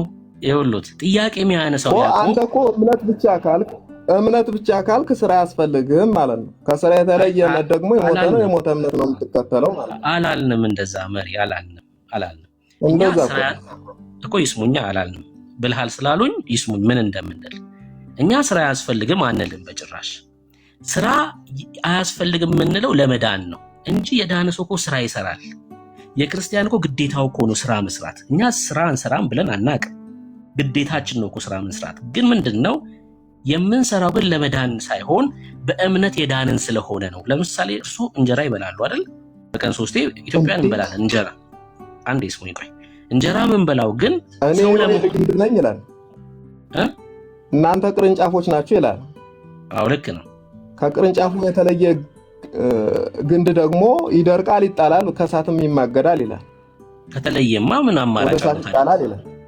ከተለየማ ምን አማራጭ አለው? ታዲያ እኮ በግንዱ ላይ ያልሆነ የተለየ ከሆነ ይደርቃል፣ ችግር የለውም እኮ ምንም ጥያቄ የለውም። እኛ ግን በግንዱ ላይ ፍሬ ማያፈራ ፍሬ ማለት ምን ማለት ነው? ፍሬ ማለት ምን ማለት ነው? ፍሬ ማለት እንደየክፍሉ እንደየአውዱ ቢተረጎምም አሁን ከስራ ጋር እያነሳ ነው ስለሆነ ከተቀበልነው ህይወት የተነሳ ከዳንበት ጸጋ የተነሳ የሚገለጥ ህይወት አለ በእኛ ላይ እያለ ነው ያዕቆብ። ፎከስ ፍሬ የማያፈራ ዛፍ ይቆረጣል፣ ወደ እሳት ይጣላል ካለ ስራ የማይሰራ ሰው ዋጋ የለውም። ስራ የማይሰራ ክርስቲያን ዋጋ የለውም ማለት ነው። እምነት ብቻ የሚለው አንተ ፈረስ። የት ጋር ነው ፍሬ የማያፈራ ዛፍ የሚለው? እስኪ ይንገሩኝ ጥቅሱ። አሁን የተለየ ቦታ ስለሄዱ ነው። አሁን ፍሬ የማያፈራ ዛፍ ሲሉ ማቴዎስ ወንጌል መጽሐፍ ምዕራፍ 7 ጋር ነው ሄዱት። እዛ ክፍል ላይ ስለ ሐሰተኛ ነቢያት ነው እያወራ ያለው። ክፍሉ በየራሱ ያ ክፍል ምን እያወራ ነው የሚለውን ካልተረዳ ነው የተለያየ ትርጉም ነው የሚሰጥ እንደ አውዱ ስለሚፈታ ማለት ነው። ፍሬ ሲጀምር እኛ ዛፎች አይደለንም። ፍሬ የማያፈራ ዛፍ የሚለው ማቴዎስ 7 ላይ አጋንንት በቤተክርስቲያን ውስጥ ስለዘራቸው እንክርዳዶች ነው የሚናገር፣ ወይ ደግሞ የበግ ለምድ ስለለበሱ ተኩላዎች ነው የሚያወራው። ማንነታቸው ተኩላ ነው፣ የበግ ለምድ የለበሱ ናቸው። እነሱም እኮ በክርስቶስ አይደሉም፣ ምንም አማራጭ የላቸው፣ ሊድኑ አይችሉም። ጌታም አላቃችሁም የሚላቸው እነሱን ለምን? የአባቱን ፍቃድ ስላላደረጉ። ኢየሱስ ቢሉም የአባቱን ፍቃድ አላደረጉም። የአባቱ ፍቃድ ደግሞ ምንድነው? መርጌታ እየሰሙኝ ከሆነ ዮሐንስ ወንጌል መጽሐፍ ምዕራፍ 6 ላይ ሌላ መምህር መጥተዋል። ዮሐንስ ወንጌል መጽሐፍ ምዕራፍ 6 ላይ ምንድነው የሚለው? ከቁጥር 39 እና 40 ላይ ከሰጠኝም ሁሉ አንድ እንኳን እንዳላጠፋ በመጨረሻው ቀን እንዳስነሳው እንጂ የላከኝ አብ ፍቃድ ነው ይልና ልጅንም አይቶ በእርሱ የሚያምን ሁሉ የዘላለም ሕይወት እንዲያገኝ የአባቴ ፍቃድ ነው ይላል ጌታ ክርስቶስ ኢየሱስ። የአባቱ ፍቃድ ምንድነው? ልጅን አይቶ እግዚአብሔር አብ አንድያ ልጁን የላከልን። የበኩር ልጅ አይደለም እኮ የላከልን፣ አንድያ ብቸኛ ማለት ነው። አንድያ ልጅ። የበኩር ግን ተከታይም ሊኖረው ይችላል፣ ቀዳሚ ማለት ነው በኩር ሲሆን። አንድያ ግን ብቻ ከሆነ አንድያ ከሆነ ግን ብቸኛ ልጁን ነው እግዚአብሔር አብ ለሙታን ለነበርን ለኛ የላከው ማለት ነው። እና በልጁ የሚያምን እርሱ በእግዚአብሔር መልክ ሲኖር ሳለ ይላል አይደል? መለኮት እኮ ነው እርሱ ራሱ የባሪያን መልክ ይዞ መጣ። በእርሱ የሚያምን ሁሉ የዘላለም ሕይወት እንዲያገኝ የአብ ፍቃድ ይሄ ነው ይላል። ማቴዎስ ወንጌል መጽሐፍ ምዕራፍ 7 ላይ ያሉት ግን የአባቱን ፍቃድ ያላደረጉ ናቸው። ይሄን ነው የሚለው። ጥቅስ እየፈለጉ ከሆነ በቃ ችግር የለውም፣ እንደዚሁ እናውራ፣ ይመለሱ።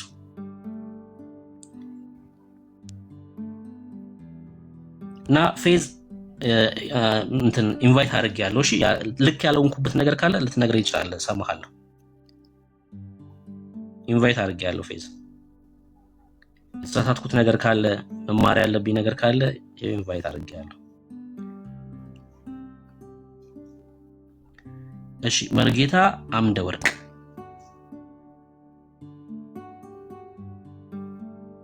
ወዬ ወንድሜ ጸጋና ሰላም ይብዛላችሁ። እንዴት ናችሁ? አባቴ ብሩካን ጌታ ይባርካችሁ። ተባረክ ቡሬ። ብዙ ማውራት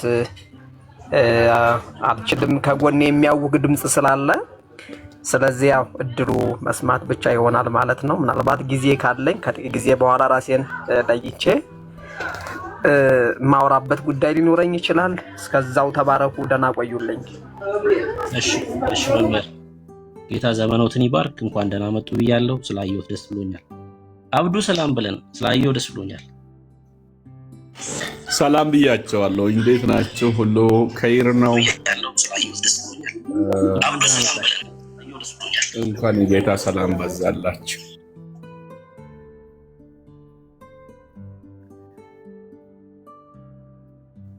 እሺ የገቡት ሰዎች ሚዩት እስኪያደርጉ ኔትወርክ እያስቸገረ ነው ይመስለኛል ዛሬ አዲስ አበባ ላይ።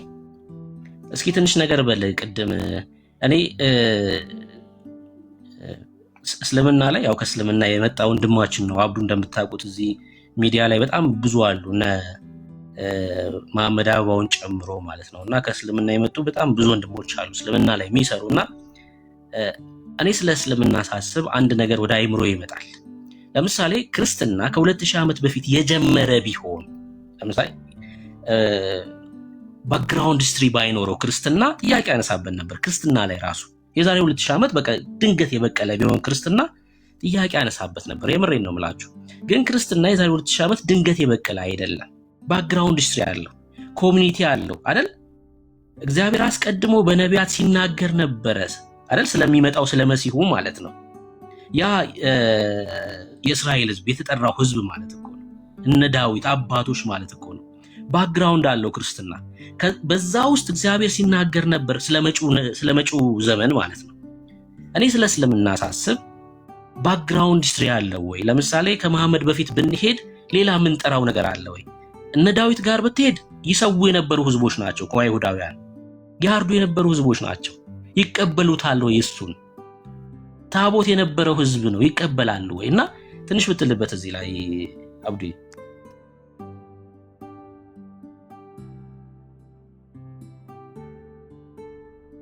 ተባረኩ። እስልምና እስላም የሚባል ሃይማኖት ባክግራውንዱ አለው ወይ ተብሎ ሲጠየቅ ሙስሊሞች ኢስላም የነቢያት ሃይማኖት ነው ይላሉ። መጽሐፋቸው ግን አይሉምና የሚረብሽ ትንሽ ግዳንግድ የሆነ መጽሐፍ ነው እንትን ያልኩ ያለው ትንሽ አስፋኝና ቅርታ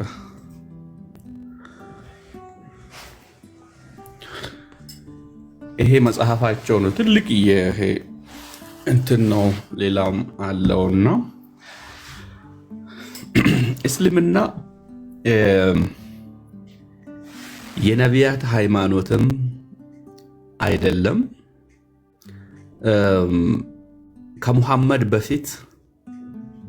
ከሙሐመድ በፊት ኢስላም የሚባል ሃይማኖት ነበረ የሚባል ነገርም የለም። ሙስሊሞቹ ግን የኢብራሂም ሃይማኖት ነው ይላሉ። ግራውንድ አላችሁ ወይ ማስረጃ አላችሁ ወይ ብለን ብንጠይቅ የለው። ለምሳሌ የሙሐመድ አባት አብደላህ ብን ሙጠሊብ የሚባል ሰው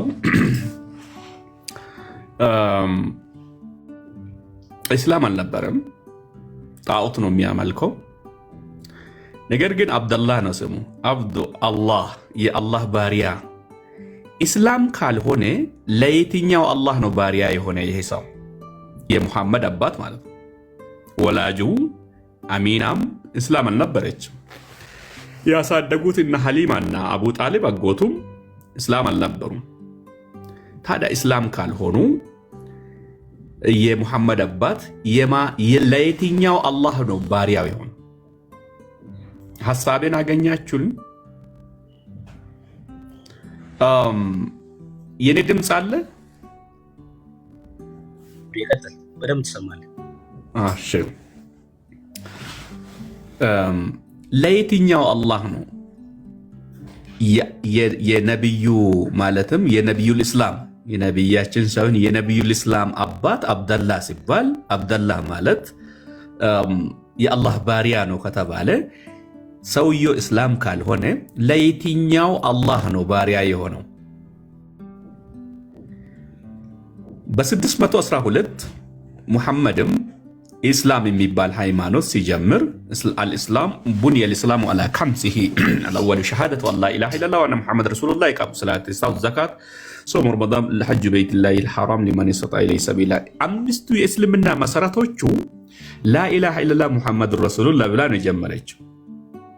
ነገር ግን ኢስላም የሚባል ከሙሐመድ በፊት እንደነበረው አድርጎ ነው የሚናገሩ። ኢስላም እንዲህ ብሎ ነው የጀመረ፣ ላኢላሃ ኢለላሁ ሙሐመዱ ረሱሉላህ ብሎ ነው የጀመረው እንጂ ላኢላሃ ኢለላህ አዳም ረሱሉላህ ብሎ አልጀመረም፣ ሙሳ ረሱሉላህ ብሎ አልጀመረም። ስለዚህ የእስልምና እድሜው ሲቆጠር በጣት የሚቆጠር ነው። እድሜ ያለው ሃይማኖት አይደለም። የዛሬ 1442 እድሜ ያለው ሃይማኖት። አንዳንድ ወገኖቻችን እስላም ነቢያት እስላም ነበሩ ይላል። ለምሳሌ ሙሳ ብሎ ይጠራሉ። እሺ ሙሴ፣ እኛ ሙሴ ብለን የምንለው ሞሴስ ብሎ ፈረንጆቹ የሚጠሩትን እነሱ ሙሳ ይበሉ። እሺ ሙሳ እስላም ከነበረ ሙሳ እስላም እንደነበረ ከዚህ መጽሐፍ አይደለም ሊያስረዱን የሚገባ። ሐሳቤን አገኛችሁ? ይሄ የሙሐመድ ነው። የሙሳ መጽሐፍ በእጅ ላይ ያለ ወይ? ቁርአን ስለ ሙሳ መጽሐፍ ይናገራል። ሱረቱል ሱረቱል ማኢዳ ምዕራፍ 5 ቁጥር 44 ቁል ኢና አንዘልና ተውራተ ፊሃ ሁደን ወኑረን يحكم بها النبيون الذين أسلموا للذين هادوا والربانيون والأحبار بما استحفظوا من كتاب الله وكانوا عليهم شهداء. فهمتم؟ إنيا توراتن بوسطوا ممريانا برهان يالبس ستهون أوردن إلى القرآن. تورات موسى إسلام كنبره توراتن إنيونا موسى هيمانوتو إسلام اندهون إنيو قوست. ሙሳ ኢሳ ኢስላም ነው ብላችሁ ካላችሁ ጥሩ ይሁንሽ፣ ኢስላም ይሁን። የኢሳ መጽሐፍ ይሄ ቁርአን እንጂል ነው ምለው ወይም ወንጌል ነው ምለው። ይሄ መጽሐፍ ቁርአን ስለ ወንጌል ነው የጠቆመው እንጂ ወንጌል አይደለም። ይሄ ወንጌል አይደለም፣ ስለ ወንጌል ጠቁሟል። የነቢያቶቹ የኢየሱስ ክርስቶስ ተከታዮቹ የክርስቶስ ኢየሱስ ተከታዮቹ ሃይማኖት ኢስላም ከሆነ ይሄ ቁርአን ጠቆመን ያለው እንጂል ሃይማኖታቸውን እንፈትሽና እንጂል የት ነው ያለው ብለን እንጠይቃቸዋለን። የት ነው ያለው እንጂል?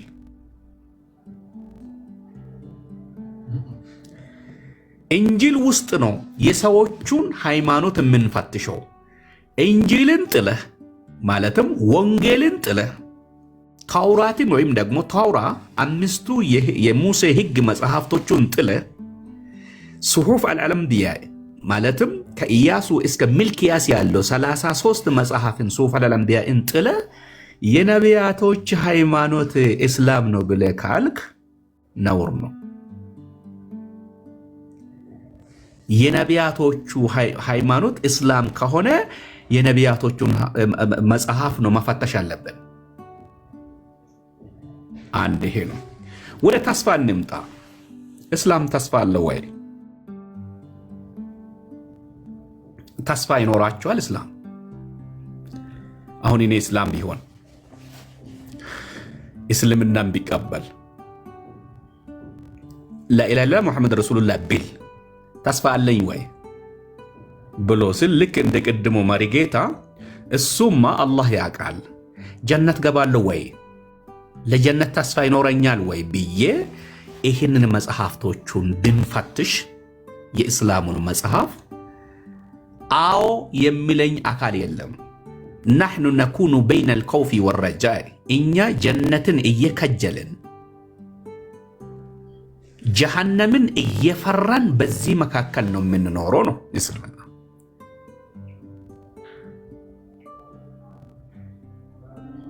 ተስፋ አላት ወይ?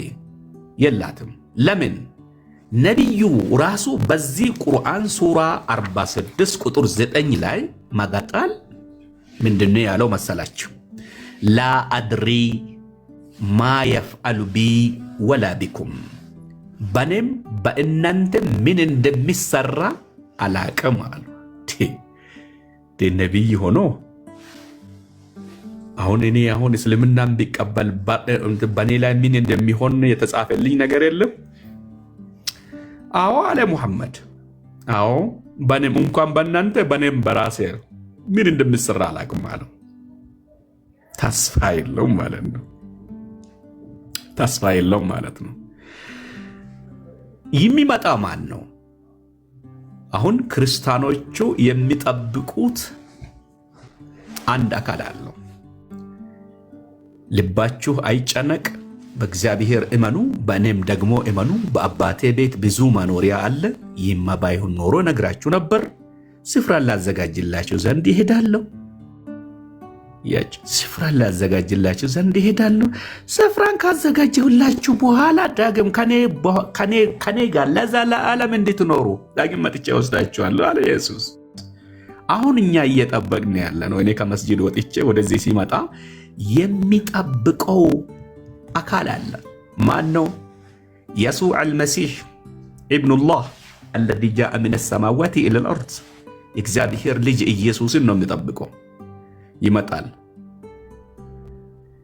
ለአንተስ ሙሐመድ ይመጣ ይሁን? አዎ ካልክ ይኸው ሱራ 46 ቁጥር 9 ከልክሏል።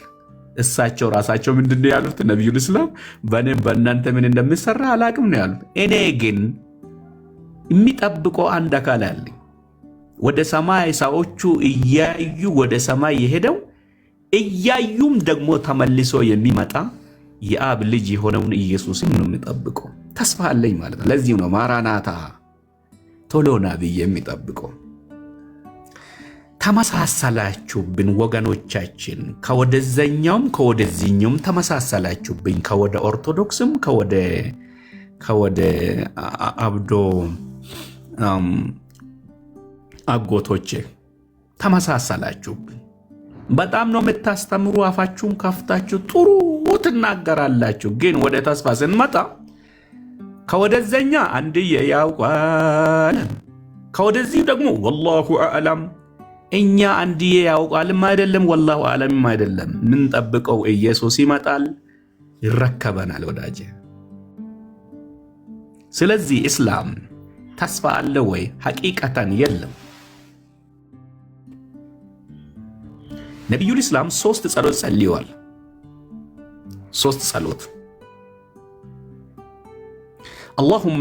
አንደኛ አላሁመ ኢኒ አዑዙ ቢከ ሚን አዛቢል ቀብር፣ ከቀብር ጥያቄ አላህ ሆይ አድነኝ ብሎ ለምነዋል። ይሄ የሙታን ጠሪ መንፈስ ነው መሰለኝ። ልክ ለሳኦል የተገለጠለት በሆነ ወቅት ዳዊት ንጉስ በነበረ ጊዜ ወደ ንጉስና አልመጣምና ያ መንፈስ እንትን የመቃብር ጥያቄ አለ ይባላል። የመቃብር ጥያቄ ያለው 3 ታላላቅ ጥያቄዎች በመቃብር ውስጥ ይጠይቁሃል ይላል። ምን አይነት ጥያቄ? አንደኛ መረቡከ ይልሃል። አንተን አምላክህ ማን ነው? አምላኬ ኢየሱስ ነው ካልክ በመዶሻ አንድ ጭንቅላቴ ላይ ይለቁና ወደ 7ኛ ምድር ትሄዳለህ። 7 ምድር ብሎ አስተማረን። የሚገርማችሁ አርኮሎጂስቶቹ። ሁለተኛ ጥያቄ ደግሞ ማዲኑ ከሃይማኖትህ ምንድን ነው ብሎ ይጠይቁ። ክርስቲያን ነኝ ካልክ እንደገና አሁንም ደግሞ በመዶሻ ይመቱሃል ይላል። ሶስተኛ ደግሞ ማን ነብይ እኮ ያንተ ነብይ ማን ነው? ኢየሱስ ካልክ እንደገና አሁንም ሙሐመድ ነው ካላልክ፣ አያችሁ ፖለቲካ እኮ ነው ሃይማኖት እንዳይመስል። ስለዚህ ከነዚህ ጥያቄ ስለማልድን አላህ ሆይ ጠብቀኝ ብሎ ሙሐመድ ለምነዋል። እኔ አማርኛ እንዴት እንደሆነች እንግዲህ እናንተም። ሁለተኛ ጸሎቱ ምን ነበር መሰላችሁ? አላሁመ ኢኒ አዑዙ ቢከ ሚን ፊትነቲል መሕያ ወልመማት። አላህ ወይ በመጨረሻው ዘመን የሚመጣው ሐሰተኛው መሲህ ከዛ ሊድን ስለማልችል አላህ ሆይ ጠብቀኝ ብሎ ለምነዋል። አያችሁ፣ እኛ በክርስቶስ ኢየሱስ ከአመንን ኩነኔ የለብንም፣ አመልጠናል፣ ነፃ ነን። በክርስቶስ ኢየሱስ ያመኑት ሁሉ ፍርድ የለባቸውም፣ ከፍርድ አምልጧል። ምንፈራ ነገር የለም። ዛሬ ማታ ከመጣ ከኔ በፊት ጌታን የተቀበሉ ሰዎች ቀደም ብሎ እነሱ ይነጠቃሉ። ከዛ በኋላ እኔም ደግሞ የትንሣኤ አካል ለብሼ ወአይነ ቅጽበትን የምነጠቃለሁ። ምንም ችግር የለብኝም ያመንኩትን ለይቼ። ሶስተኛ ሙሐመድ ልመና ምንድን ነው መሰላቸው? አላሁመ ኢኒ አዑዙ ቢከ ሚን አዛብ ጀሃነም፣ ከገሃነም እሳት አድነን ብሎ ለምነዋል። ከገሃነም ለመምለጥ ከገሃነመ እሳት ለማምለጥ በልመና አይደለም። ጌታ ሆይ እባክህ ከገሃነመ እሳት አድነኝ ብለህ አይደለም። በኢየሱስ በማመን ብቻ ነው የምታመልጠው እንጂ በጸሎትና በዱዓ ብዛት አይደለም፣ በጸሎት አይደለም። ስለዚህ ተስፋ ሙስሊሞች ተስፋ የላቸውም። ለምንድነው ተስፋ የሌላቸው? ነቢያቸው ተስፋ ስለሌሉ ነው። እሳቸው ራሳቸው ነቢያቸው ተስፋ ስለሌሉ፣ አያችሁ፣ እስላሞቹም ተስፋ የለ። የመጨረሻ ብዬ ልጨርስ። ስለታገሳችሁኝ በጣም አመሰግናለሁ። ተስፋ አላቸው ወይ ሙስሊሞች? የላቸውም። ለምን? ለምን? ምክንያቱም ይኸውላችሁ ሱራ 1 ቁጥር 6 እና 7 ኢህዲነ ሲራጥ አልሙስተቂም ቀጥተኛው መንገድ ምራን ብሎ ነው የሚለምኑት። ቀጥተኛው መንገድ ስላላገኙ ገና ለመመራት እየለመኑ ስለሆነ አላገኙምና። ምክንያቱም ነቢዩል ኢስላም ራሳቸው አልተመሩም። መንገድ ላይ እንደሆኑና እንዳልሆኑ አለዩም። ነቢዩል ኢስላም ሙሐመድ የት ጋ ካላችሁ ሱራ 34 ቁጥር 24 ጻፉላቸው። 34 24 እንዲህ ብሎ ተናገረ። ወይ እኛንን ሙስሊሞች በትክክለኛ መንገድ ላይ ያለ ነው ወይ እናንተ ካፊሮቹ ናቸው በትክክለኛ መንገድ ላይ ያላችሁ ብሏል። ሱራ 34 ቁጥር 24 ሱረቱ ሰበእ። ተረዳችሁኝ? እንኳን ሙስሊሞች መንገድ ላይ ሆኖ አዎ እኔ እስላም ነኝ እስላም የትክክለኛ መንገድ ነው ብሎ ለማማን ሙሐመድ ራሱ እስልምና ሃይማኖት ላይ ሆኖ ግን ትክክለኛ መንገድ ላይ እንደሆነ አለየውም፣ አላረጋገጠውም። ሸክ ውስጥ ነው ነቢዩል ኢስላም ሙሐመድ። ከዚህም አባታቸው ሸክ ውስጥ ስላሉ ጥርጣሬ ውስጥ ስላሉ እነሱም ደግሞ ጥርጣሬ ውስጥ ናቸው። ሙሐመድም አላወቀም።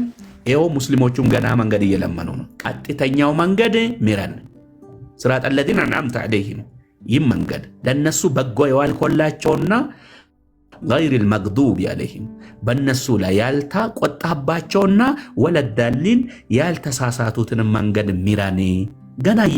ገና ለመመራት ነው እየለመኑ ያሉ ህዝቦቻችን፣ ህዝበ እስላም። ስለዚህ እንዲህ ብዬ ልጨርስ። የሆነች መንገድ ሊጠቁማችሁ ትክክለኛ ወደ ጀነት የሚወስዳችሁ ዮሐንስ ወንጌል ምዕራፍ 14 ቁጥር 6 በኔ በቀር ወደ አብ የሚመጣ ማንም የለም ብሏልና መንገድም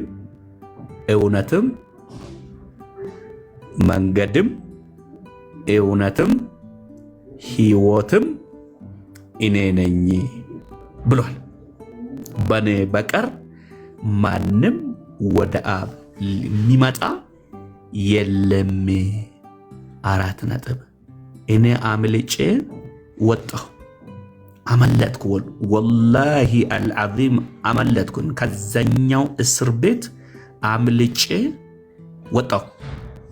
በነፃነት እንድንኖር ክርስቶስ ኢየሱስ ነፃ አወጣን። ስለዚህ ጸንታችሁ ቆሙ፣ እንደገና በባርነት ቀንበር አትያዙ ተብያለሁ።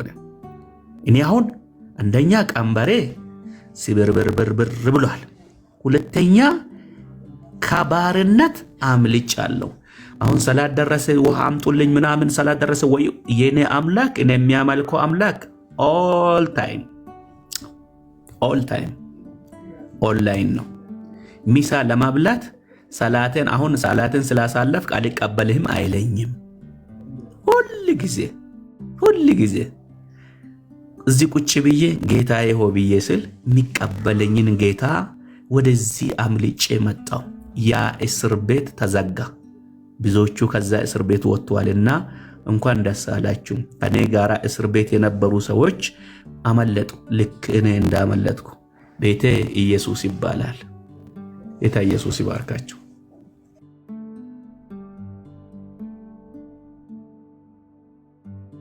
አሜን። ተባረክ አብዱኤል፣ ጌታ ዘመን ይባርክ። ሰዎች ከእስልምና ሲድኑ እንደ ማየት የሚያስደስት ነገር የለም። ባለፈው ተናግሬያለሁ። መሐመድ የሚባል ወንድም ሙስሊም ማለት ነው፣ ታክሲ ላይ ሰራ የነበረ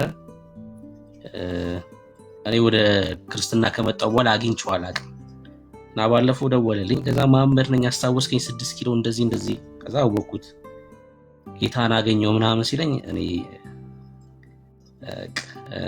ክብር ለኢየሱስ ይሁን። ሰው ከእስልምና ሲድን ደግሞ ያለው ደስታ፣ ምክንያቱም አይምሯቸው ላይ የተሰራ ነገር አለ። አብሬ ከተናገርከው ግን አንድ ሰምቼ ማላውቀው ስለሆነ ሰዓት ጠብቀው ነው የሚሰግዱት እና ከዛ ሰዓት ውጪ ከሆነ አይቀበላቸውም ነው ወይስ ሌላ ቦታ ይሄዳሉ? አይቀበላቸውም። ትከፍላለህ፣ ዕዳ ትከፍላለህ። ለምሳሌ አሁን የአሁኑ አልፏል። አሁን 7 ሰዓት ላይ ሰላት ዙህር የሚባል ሰዓቱ አልፏል። ግን ሳትሰግድ ካሳለፍክ 10 ሰዓት ላይ ያሳለፍከውን የ7 ሰዓትንም የደረሰብህን የ10 ሰዓትም አንድ ላይ ትሰግዳለህ። ግን የ10 ሰዓት ካለፈብህ እሱ የውመል ቂያማ ደየዕተኒ ደየዐሁ ላሁ ከማ ደየዕተኒ በድልህኛልና አላህ ይበድልህ እንደበደልከኝ ብሎ የውመል ቂያማ ይረግመዋል ነው ብሎትና አስፈሪ እኮ ነው፣ አስጨናቂ እስላም ማለት። ስለዚህ ትከፍላለህ፣ የማትከፍለውም አለው። ግን የውመል ቂያማ በአላህ ፊት ቆመ የምትጠብቀው የምትጠየቀው ብሎ በጣም ነው የሚያስጨንቀው፣ በጣም ነው የሚያስጨንቀው። በጭንቅ ውስጥ ያሉ ሰዎች ናቸው እኮ እዚህ መጥተው ልክ ተስፋ እንዳላቸው ሰዎች ሆኑ እኛ ጋር የሚከራከሩ። በእውነቱ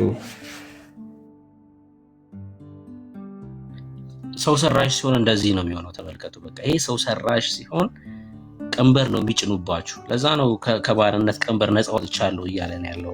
እውነት ነው፣ በእውነት የባርነት ህይወት ነው፣ የባርነት ህይወት ነው።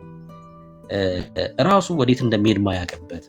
እኔ ሰዎች ለምን ሃይማኖተኛ እንደሚሆኑ አይገባኝም። በእርግጥ ማህበርተኛ ነው የሚሆኑት፣ ወዴት እንደሚሄዱ ማያውቁ ከሆነ የትኛውም ስፍራ ላይ ይሁን፣ ኦርቶዶክስም ይሁን ሙስሊምም ይሁን ጴንጤም ሆነክ ወዴት እንደምትሄድ እርግጠኛ ካልሆንክ፣ ቡድሃውም ይሁን ምንም የትኛውም ቦታ ላይ ሆን ስለ ወደፊት ስላለ ህይወት እርግጠኛ ማያረግ ከሆነ ከማህበር አይለይም። በቃ ማህበርተኛ ነህ አንተ፣ ማህበርተኛ ነህ። ከኤቲስቱ በምን ትለያለህ? ምንም እኮ አትለይም። ኤቲስት ከሆነ ሰው አትለይም። ክርስትና ግን ልዩነቱ ይሄ ነው። በቃ እኔ ክርስትናን በቃ እንደማር በየዕለቱ የሚጣፍጠኝ ክርስትና ለዚህ ነው። ስለ ዘላለም ህይወት እርግጠኛ ነህ። የዘላለም ህይወት አለ ብሩክ ብትሞት እንዴ አሁን የዘላለም ህይወት አለኝ። የዘላለም ኢተርናል ላይፍ ማንነት ነው። ይሄው የዘላለም ህይወት አለኝ። ከእግዚአብሔር ተወልጃለሁ፣ የእግዚአብሔር ዘር ነኝ። ይሄ ክርስትና እርግጠኝነት ነው። እና እርግጠኛ ካላረገክ ማህበርተኛ ነው ወዳጅ። በቃ ማህበር እቁብ ነው እኮ እየጣልክ ያለው በየወሩ እሱን ነው እያልኩ። እርግጠኛ እስካልሆንክ ድረስ ከኤቲስቱ በምንም አትለይም። ራሳችሁን ጠይቁ። ያላችሁበት ስፍራ ምንድን ነው ያስገኘላችሁ? ሃይማኖተኛ መሆናችሁ